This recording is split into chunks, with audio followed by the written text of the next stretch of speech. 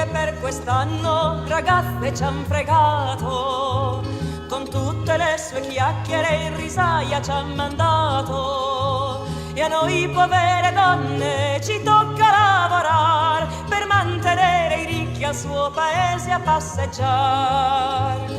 E a noi povere donne ci tocca lavorare per mantenere i ricchi al suo paese a passeggiare.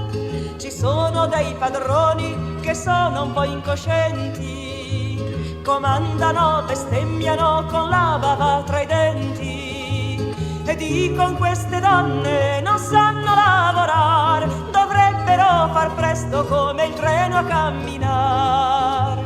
E dicono queste donne non sanno lavorare, dovrebbero far presto come il treno a camminare.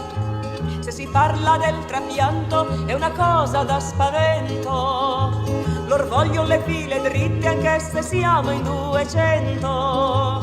Se c'è una povera donna che la si sente male, vanno a rallentamento per portarla all'ospedale.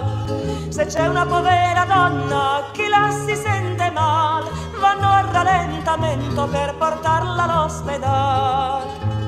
E tutto quel sudore che noi qua giù prendiamo saranno poi le lacrime dei figli che abbiamo.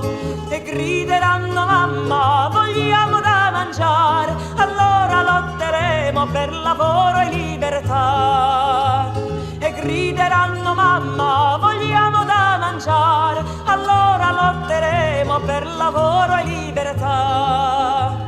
C'è poi un'altra cosa da fare ben presente, con pane, riso e vitto non si capisce niente. E riso è sempre riso, con acqua in quantità, e scelba al governo quei signori a consolare. E riso è sempre riso, con acqua in quantità, e scelba al governo quei signori a consolare.